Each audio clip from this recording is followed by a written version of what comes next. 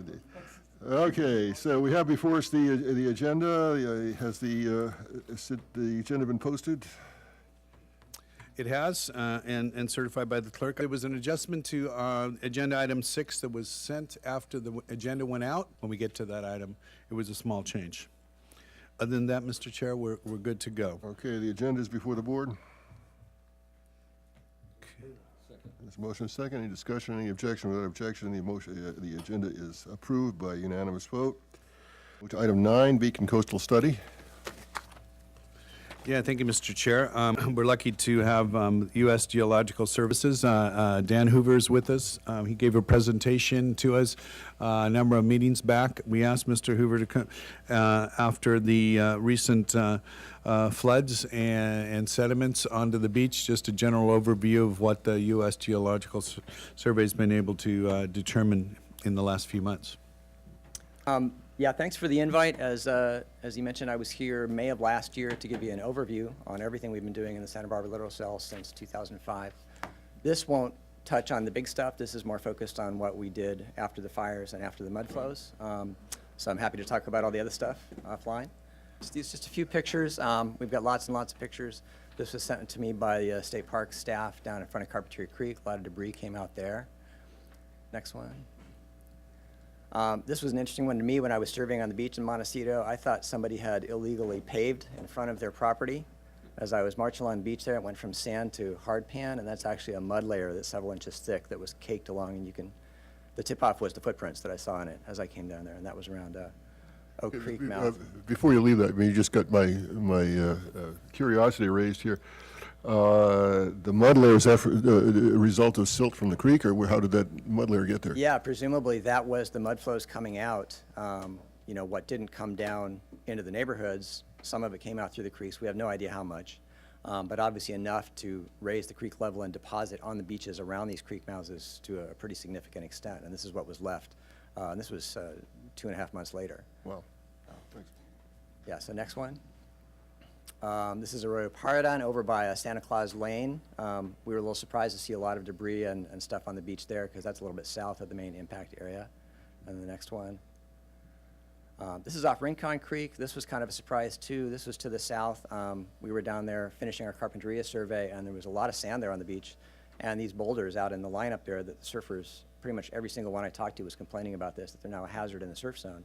These came from the riprap protecting the houses inland along the creek mouth there. So high flows, we don't again know how much material came out, but enough to move these big boulders. Okay, next slide. Okay, so just a little background. Most of you guys are really familiar with this, I'm sure. This was the Thomas Fire, biggest one in history. This is the December 25th map showing the progression of the fire from down around Ventura, inland, and then up to the north up here, and into the areas that then created the conditions for the mud flows. Next slide. Not a lot of stream gauges in the area to monitor. We were looking at these as this event happened and watching these stream gauges. Carpinteria Creek is actually the one most central in the area impacted. You can see it came up 12 feet in 30 minutes. All you guys, I'm sure, have been down and seen the stream channel there after all the work to clear it out. Ventura River, which is well inland, came up 8 feet in 15 minutes. And there was a gauge further up in that watershed that also came up in Matilaha, came up pretty rapidly. So obviously a lot of water coming down really fast in there. Next slide. And then the mud flows, which you guys have seen millions of pictures of, so there's not a lot in here. A little picture of Highway 101 down there. But the main drainage is that it came down where it wasn't jumping the banks were the Montecito, San Isidro, and Romero Creeks. And you'll see those highlighted on the next slides as we go through and look at the coastal part. Next slide. So you can actually get a thing called Digital Globe now. I don't know if any of you guys have seen this. You can get satellite images. You can sign up and go look at areas repeatedly over time.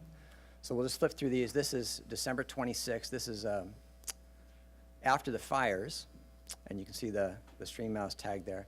And the next slide, if you click that one, you can see the muddy water. If you zoom in, you can actually see the mud in the neighborhoods.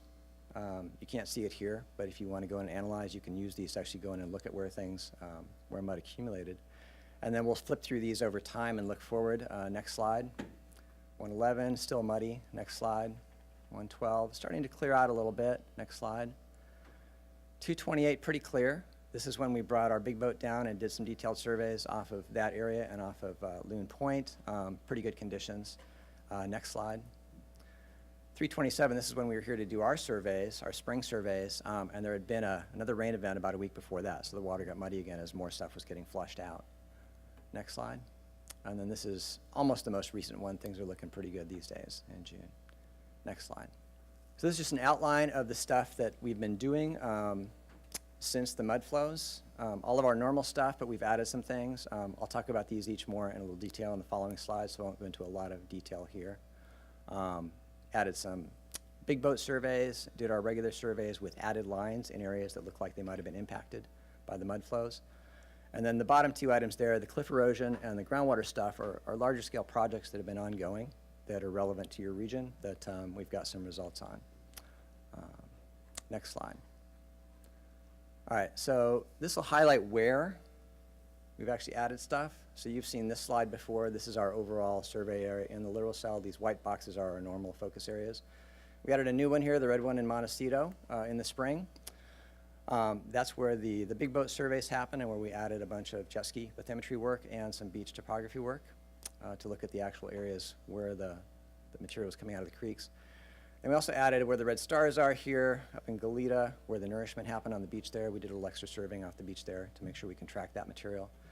And then down here, Carpinteria Creek and off Rincon, those creeks that showed potential for significant discharge, we added some survey lines around there, so we'll get a little more data going forward there. Next slide. This is what the survey areas actually look like. These blue areas are the areas that the big boat surveyed, and I'll show you that data in a second. We came in after that and used that data. They had identified in these green patches here areas where it looked like there might have been deposition. So that's why we added the high density lines in on top of all those to come back with the jet skis and look at those in more detail. These stars up here are the stream mouths. This one over here in the corner is not a stream mouth. That's Olive Mill Road. That was on the off chance that there had been stuff coming down Olive Mill Road that actually made it into the ocean there, just for a reference point. When we looked at it later with this swath data, didn't look like much had gotten in there. They'd cleaned it up pretty much by the time we got there, so we didn't put closely spaced lines in there. Down off Goleta Beach, this is where all these squiggly red lines are the actual tracks of the jet skis. What we did there is we just went in between our normal, the green lines here, and added lines in between each on 50-meter spacing, so we'd have better resolution of this area in front of the nourishment. Out here in Carpinteria, around Carpinteria Creek, we already had a line right on the creek, and we added 4 more lines, 2 on either side in there.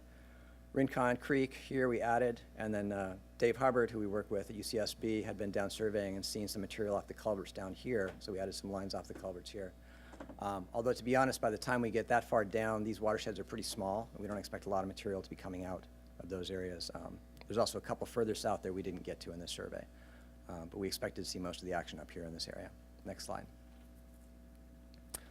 So this is what the big boat survey looks like. They've got the big $1 million machine on there to look at the bottom, so you get these very high resolution maps of what's happening on the bottom.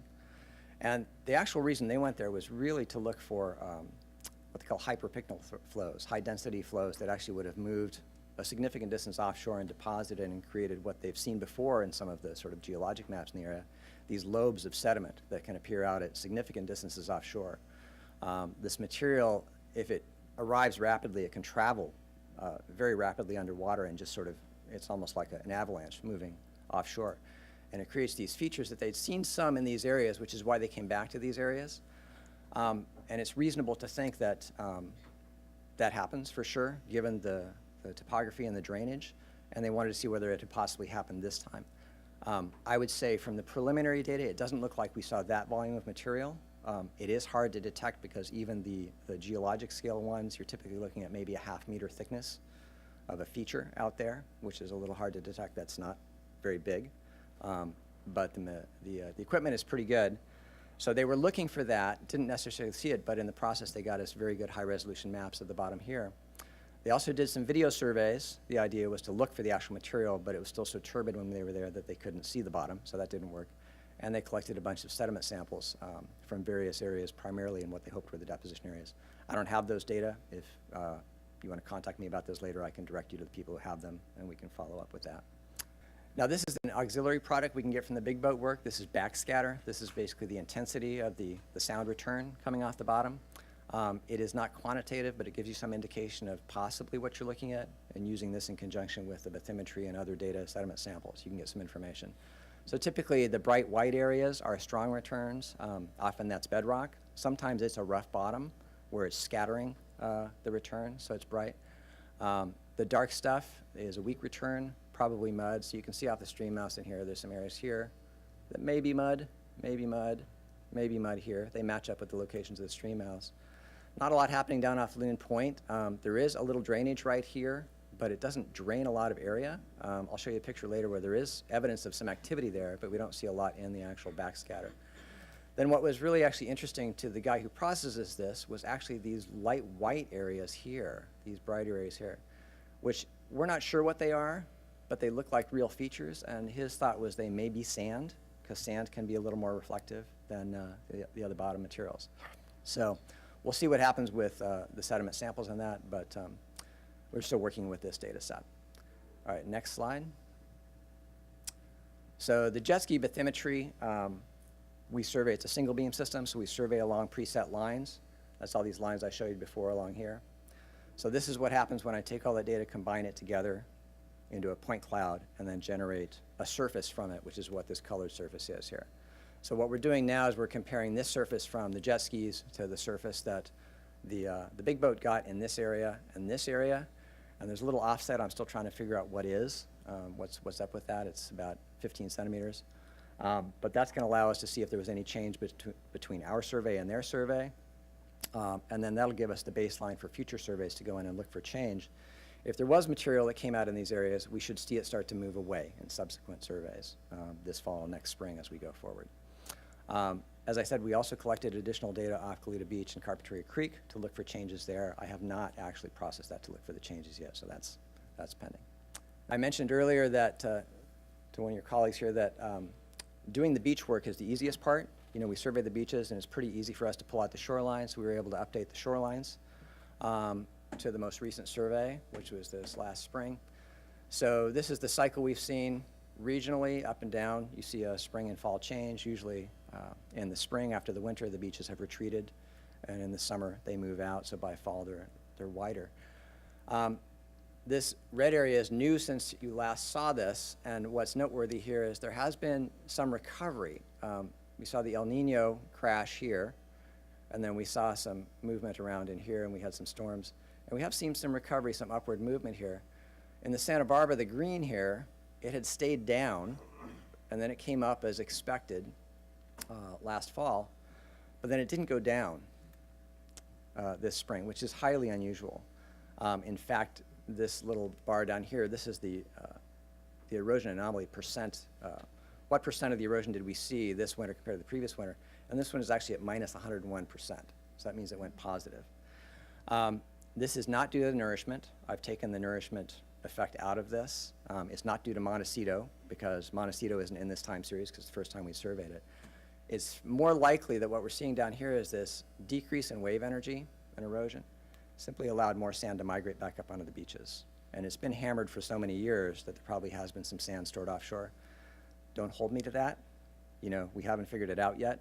But before we invoke some magical thing, I think probably what's happened is we just had a really low wave energy year here, and we've seen some sand move back up onto the beaches here, and in particular in Santa Barbara.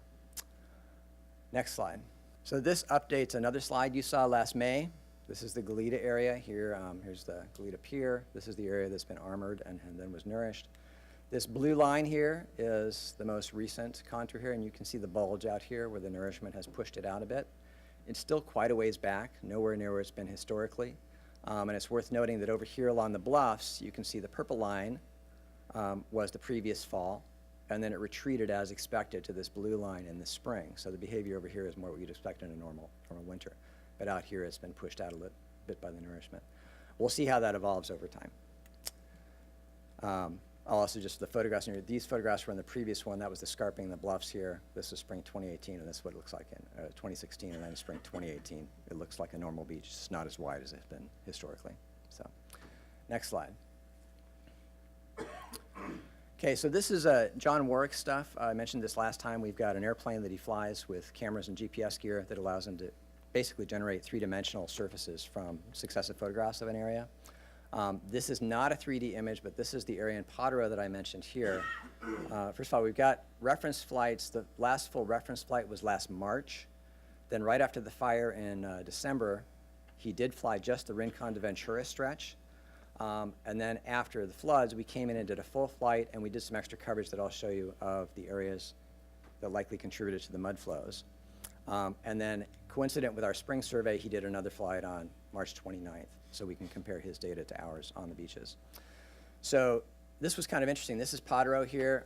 This is the March 1st, 2017 slide, and then if you get the next slide, the next one will come in after the flood. So it's not a perfect registration, but what you can see here is there are actually boulders on the beach here. And you know, we expect some gulling, but the surprise was to see in this small watershed some significant boulders down here on the beach, like we saw at Rincon. So there was material moving even in small watersheds, apparently. Next slide.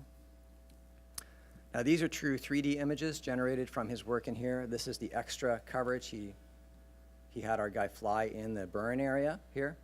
And this is they're pretty excited about this. They're sharing this with our colleagues in Golden, Colorado, who are actually landslide people, and they're super excited about this opportunity to go in and get very fine detail on changes in the landscape. So this is the big picture. This is a slightly smaller scale where you can actually narrow down onto the drainage channel at the bottom. And this is even finer where you can see rilling and gulling in the faces of these features here. So for landscape geomorphologists, this is like, you know, Christmas. This is amazing stuff. So they're going to be working with this, and I'm sure that John will be continuing to fly and try to use this to essentially use Montecito as a chance for them to really get a handle on how these types of events are triggered and how they evolve over time. Next slide. Then this, I'm just going to touch briefly on two of the big picture things that have been going on, not related to Montecito. I talked last time about the whole Cosmos effort, the coastal flooding modeling work that's been going on. This is related to that. We've had an effort going on trying to look at how cliffs will respond over time and predict how they will evolve. Pat Limber's been leading that, and he's finished that work up and published that. So I've sort of snipped out a piece here to show you. I blocked off all of, you know, Ventura and LA down here because you don't care about that. Santa Barbara's up here, and this color coding here shows you what they're predicting for 2-kilometer stretches along the coast for cliff retreat under various sea level scenarios. And you see this big one down here is over 100 meters by 2100. And over here shows you, this is the Santa Barbara section, and this is different levels of sea level rise, you know, low, medium, and high. Although, to be fair, saying that 2 meters of sea level rise now is the high version, there are people who are arguing it's going to get bigger than that. You know, there's still significant uncertainties with this. Clearly, cliff retreat, like beach erosion, is going to increase with sea level rise. The rate down here is roughly double what the historical rates have been, and that's on average. So this is an average 19 to 41 meters by 2100, but that's not at the 2-kilometer scale. So I can't tell you exactly what that red dot is right in there. It looks like somewhere around Montecito, but I could get a hold of Pat and find out exactly what that means. Next slide. And this is the last thing that we've been working on, a new effort. There's been a lot of interest in groundwater along the coast, and this possibility that as sea level rises in areas where groundwater is actually floating on the underlying seawater, which is very common in places like Hawaii and atolls, but also happens here along the coast in some areas, it's going to lift up. As sea level rises, that groundwater surface is going to lift up as well. So in low-lying coastal areas, groundwater that was underground eventually will come out of the ground. And before it comes out of the ground, it's going to get shallower, and when you're digging or you have infrastructure down there, it's going to be underwater instead of dry. So we got a hold of a guy, Kevin Beefus, at the University of Wyoming up here, who had done some work on the East Coast looking at very broad-scale groundwater modeling and came up with a way to try to do this for the entire California coast. So he's actually finished that up. So we will be generating maps for the entire California coast that show inundated areas under different sea level rise conditions, areas that are from 0 to 1 meter depth, and I think from 2 to 3 meters depth groundwater. So we can get an idea of where the hot spots are, where people should be concerned about the possibility of this happening. So that's going to come out. Hopefully we're going to get that data online in November. Next slide. Okay. So I won't go through all this stuff. This just reiterates pretty much everything I just talked about. We are continuing to do our normal spring and fall surveys. We're going to do one this September or early October. We will be trying to continue to do the Montecito work.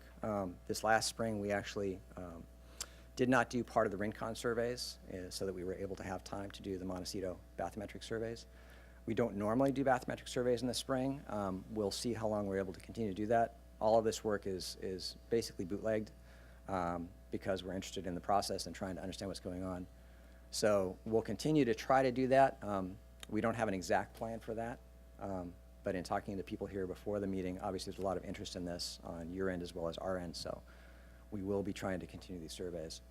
And just the red thing down in the bottom also came up in discussion this morning.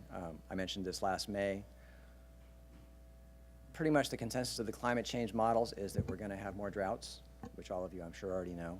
So there's more potential for extreme fires. And we have this possibility of more intense El Nino events and more intense rainfall events. So the conditions that led to the Thomas Fire and the mud flows are probably not going away. They're probably getting worse. So I'm glad you guys are thinking about it because we do need to be planning for that eventuality. That's all I have. Do you have any information on what that might do to saltwater intrusion into the groundwater basin itself? The answer is no. Saltwater intrusion,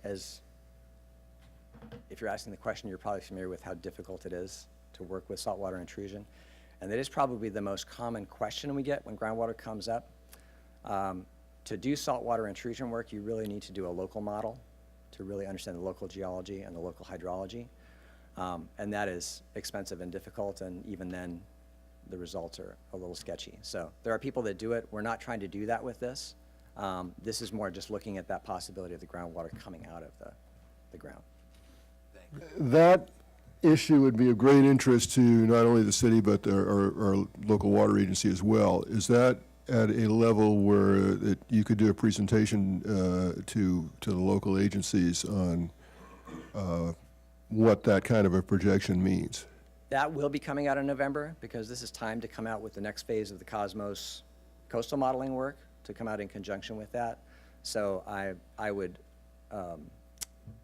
suspect very strongly that Patrick and Juliet Finzi-Hart, who's our outreach coordinator, will be folding that into the outreach efforts with that to get that word out. I will say preliminarily, since I don't always like to be the bearer of bad news, from what I've seen of Kevin's results, the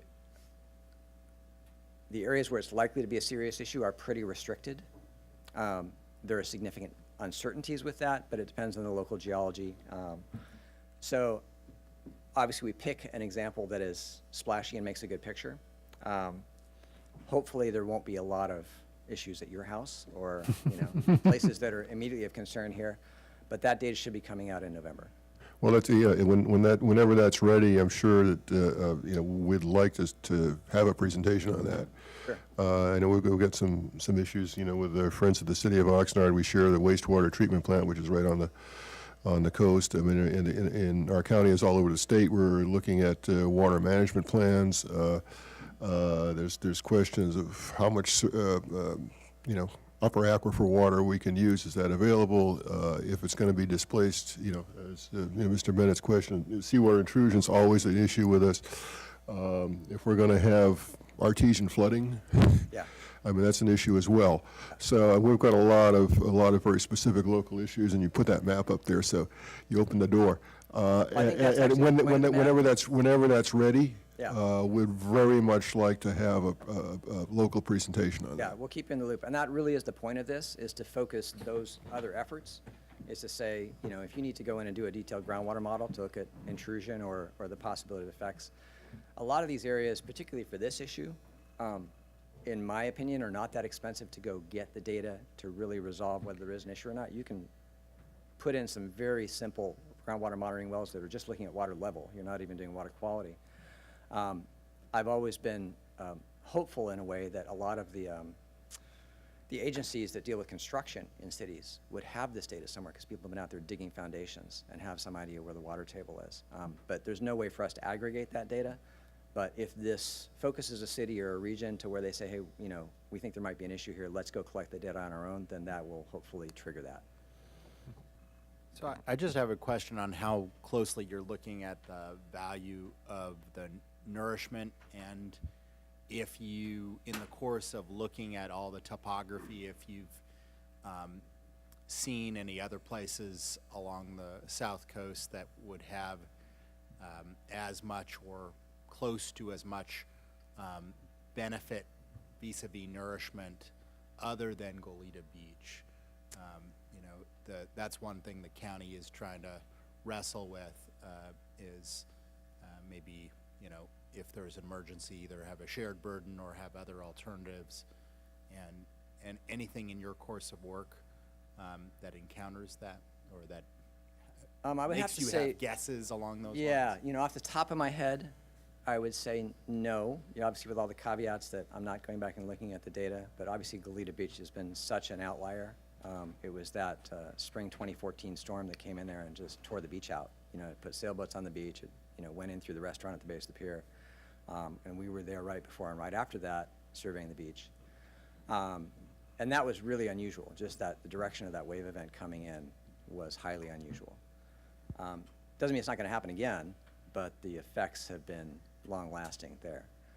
Other areas in general have come and gone, but, you know, the Santa Barbara littoral cell, for the most part, not a lot of sand moving compared to some of the areas we work in. The outlier to that would be down around Santa Clara, where you have a lot of wave energy, and you've got Santa Clara River coming out.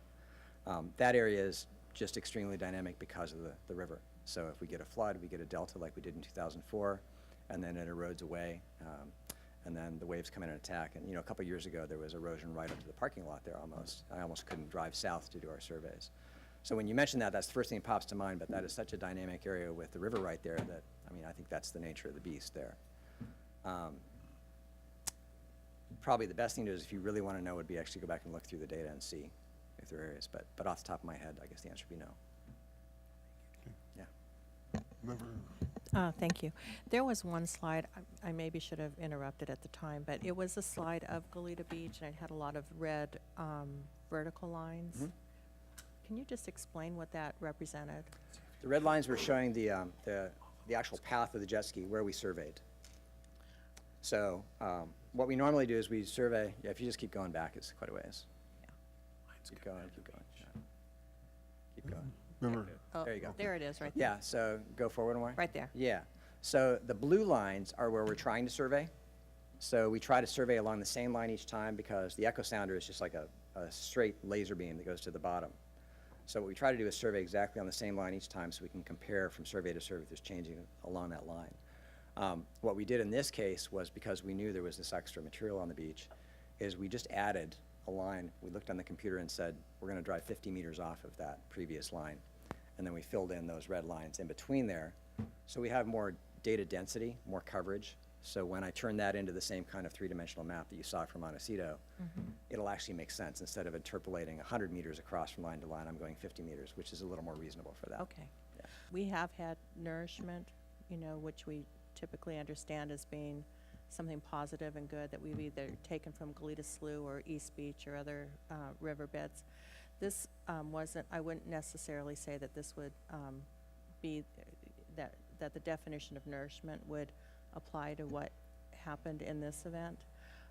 It certainly did have an effect on the width of the beach, but what we've been trying to talk about in the county is that this is not necessarily the same type of nourishment that we would like to see, especially since the beach was closed, and just recently, so it's almost been 7 months, the beach has been closed, and just recently opened to a warning status. So it is a little bit different, and I think the distinction should be, needs to be made, just in general. Do you have another name for it? I don't have another name for it. I mean, we call it, you know, it was the mud flow, and the debris was, it came to Goleta Beach. So you can call it what you want, but I wouldn't necessarily say that it was nourishment as we know that term, because we have done nourishment there. Okay, all right. deposition. That would be, Member Ramirez? I do have a question. Maybe you might not have the answer, Mr. Hoover, but do we know, have any information about the impact on the fisheries or the life in the water? Who would be looking out for that? That's a good question. one of the conversations I was having before the meeting was that there is no real integrated response that I know of to try to tie together all the different things that are going on here. We work in the area, we saw what was happening, so we started adding things to what we could do. There are researchers at UC Santa Barbara, probably among other agencies, who are involved. It would be really nice if some agency who does coordination could get everybody together to make sure we know what's going on, because I don't know of any work going on there. That's It's- unfortunate. Well, I will say, just to follow up, because at Goleta Beach, because of the beach closure, that there was an advisory against people fishing off of the pier and eating shellfish in that area. Would Fish and Wildlife be a source for that? Do you guys ever talk to each other? We do, but not a lot. I mean, we're geologists, we're coastal geologists. get it. So we're happy to see each other and, have a beer and say hello, but we don't have a lot to talk about. That seems like a good project there. Yeah. Mr. Chair, if I might jump in for, excuse me, we just made a note of that, and certainly we'll follow up and see what UCSB, certainly some students or grad students are doing, because I know there was a lot of interest in following all through that, and Gerald and myself will follow up, and if it's Fish and Wildlife, to get an idea.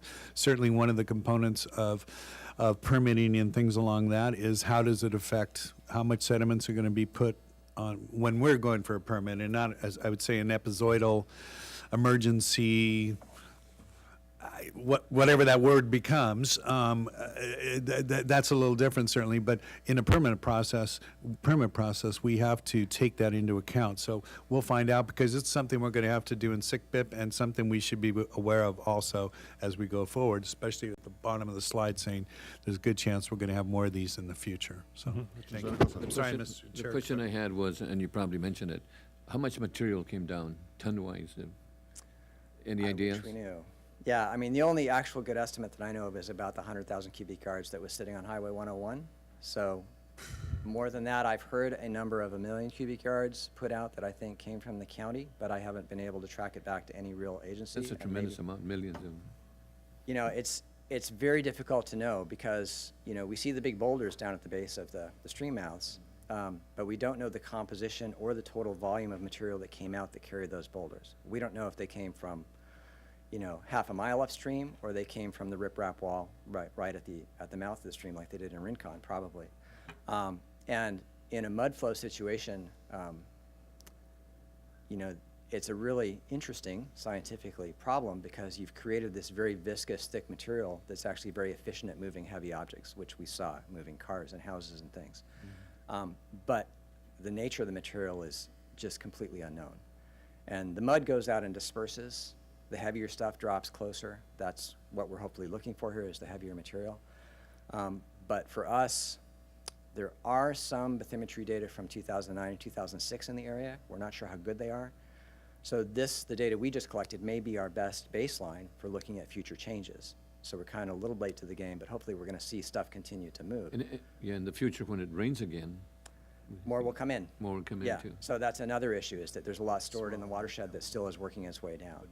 So it's actually quite a daunting problem to really wrap your hands around, and I wish, that's one of the numbers, if you could give me a wish, Yeah, to just have a wish granted, that would be one of the numbers I would like to know. interesting, thank you.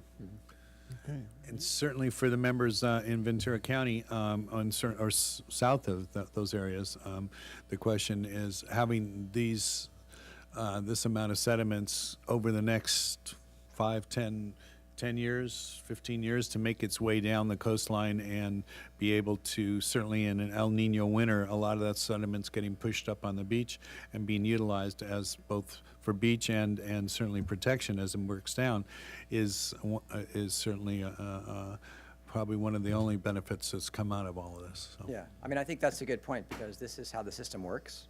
This is how it's supposed to work. I mean, this is it's a Mediterranean, it's an episodic rainfall kind of environment, maybe not with the severity of the burns and the severity of the rainfall, but historically, when we started surveying here in 2005, we just missed the 2004 flood, which was the flood of record on the Santa Clara River, which had massive amounts of material come out, and actually Patrick and some colleagues wrote a paper looking at the volume of material that was deposited off the Santa Clara River mouth. So that was the first chance people had to actually do that. Since then, there's been basically nothing. So this is the first time since then that we've had a significant, potentially significant sediment input. So we're hoping to see it. That's why we went out to get the baseline data, and why we surveyed in the spring when we generally don't. We'll just have to see how it goes over the next few years if we start to see changes that give us a hint of how much material landed there and then is moving hopefully down coast, as you point out. Are you seeing the signs? Because, you know, surfers talk, but this is not backed up with any data. So is your data indicating that we may face an El Nino year in the coming? And so the southern oscillation is happening and all that stuff. So it will be interesting to see how much is retained, how much moves in the face of an El Nino. That's why we do what we do, absolutely, yeah.